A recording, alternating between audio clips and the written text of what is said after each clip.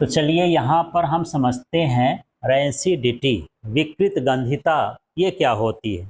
तो आप देखते होगे यार, मान लो घी रखा है, हवा में खुला रखा हो, थोड़ी बहुत उसमें पानी आ जाए और हवा भी आ जाए, या तेल हो काफ़ी समय से रखा हो, लंबे समय तक एयर में और मॉइस्चर में रखा हो, तो क्या हो जाएगा यार, थोड़ी थोड़ी बदबू देने लगता है। या फिर ऐसे समझो कि आप लोग तो मार्केट में जाते हो, पैकेट वाला चिप्स वगैरह खरीदते हो ना, ठीक है, और उस चिप्स को कुछ देर तक रख दो, ऐसे ही खुला में रख दो, तो क्या होगा, बदबू देगा। एक दो तीन दिन बाद क्या देने लगता है, बदबू देने लगता है। तो एक रस्टिंग जैसे ही प्रोसेस ये भी है, पर ये वो मेटल के साथ होती है, ये किसके साथ होती है, फैट्स और ऑयल के साथ, है ना।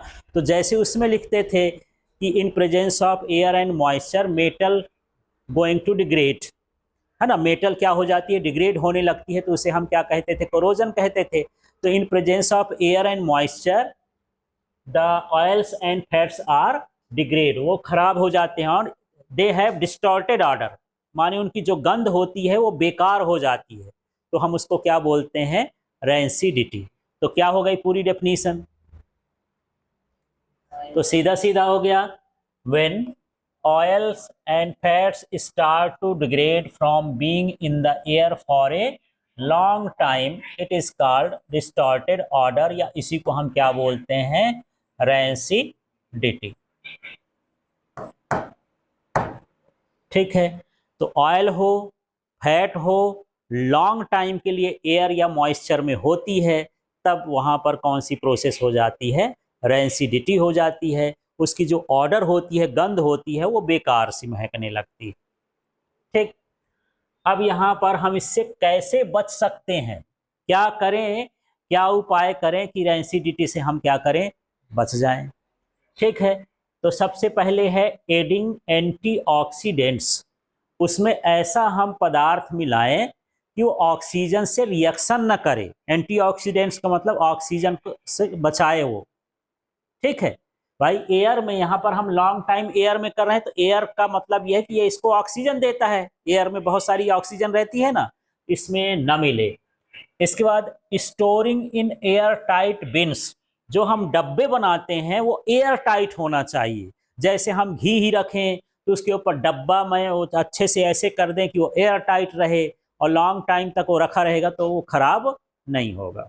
ठीक है, इसके बाद यहाँ पर हम देख लेते हैं आगे वाले में, देखिए और क्या क्या हम कर सकते हैं। Storing in the refrigerator, fridge के अंदर रख दो यार, तेल वाली चीजों को यदि क्या कर दो, फ्रिज के अंदर रख दो, ठंडी जगह पर रख दो, तब भी हम रेंसिडिटी से बचा सकते हैं। और ये देख लेते हैं नाइट्रोजन गैस फिलिंग, आप देखते हो जब आप कुछ चिप्स वगैरह खरीदने जाते हो तो उसका पैकेट लेते हो, तो पैकेट कैसा होता है, फूला फूला होता है ना, उसमें अंदर गैस भरी होती है। कौन सी गैस भरी होती है, नाइट्रोजन गैस भरी होती है, क्योंकि उसमें तला भुना सामान है, उसको हम तेल से तले हैं ना, यदि वो खुला रहेगा तो उसमें क्या हो जाएगा, रेंसिडिटी हो जाएगा, बदबू देने लगेगा।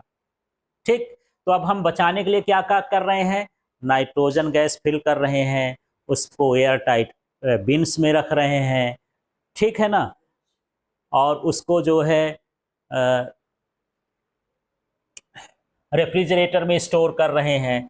अब इस चैप्टर में कुछ जो वर्ड्स आए हैं उनको भी देख लेते हैं, इनका मीनिंग समझ लेते हैं, यहाँ से देखना है क्या क्या लिखा है, थोड़ा सा देखो तो।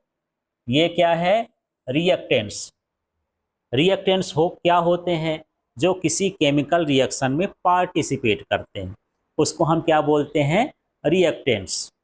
ठीक है, जैसे आप सब्जी ही बना रहे हो तो आप उसमें आलू टमाटर धनिया ये सारा चीज उसको मिला करके एक बना देते हो, तो वो क्या कहला गए, रिएक्टेंट्स कहला गए। लेकिन ये तो मैं सब्जी बनाने की बात कर रहा हूँ, केमिकल रिएक्शन हो गया, केमिकल रिएक्शन में जो पार्टिसिपेट करता है उसको हम क्या बोलेंगे, रिएक्टेंट्स। जैसे अभी आप लोग लिखे मैग्नीशियम और ऑक्सीजन और उससे मैग्नीशियम ऑक्साइड बनाए, तो इसमें जो मैग्नीशियम प्लस O2 लिख रहे थे वो क्या था, रिएक्टेंट्स था कहला गया, और जो उधर बनेगा वो प्रोडक्ट कहला गया। अब यहाँ पर ये प्रोडक्ट का बात करते हैं, substance formed after the reaction, reaction के बाद जो सब्सटेंस बनता है उसको हम क्या बोलते हैं, प्रोडक्ट कहला गया। जैसे मैं अभी सब्जी की ही बात कर रहा हूँ, अब वो सब्जी पक कर के तैयार हो गई, वो उनका क्या कहलाया, प्रोडक्ट कहला गया। ऐसे यहाँ पर Mg और ऑक्सीजन का रिएक्शन करते हैं तो MgO बना, तो वो जो क्या है वो क्या कहलाया, उसका प्रोडक्ट कहला गया। ठीक, इसके बाद यहाँ पर देख लेते हैं पर्सिपिटेट, है ना, इसको जो है अवक्षेप भी कह देते हैं। ये इनसॉल्युबल सॉलिड्स होते हैं।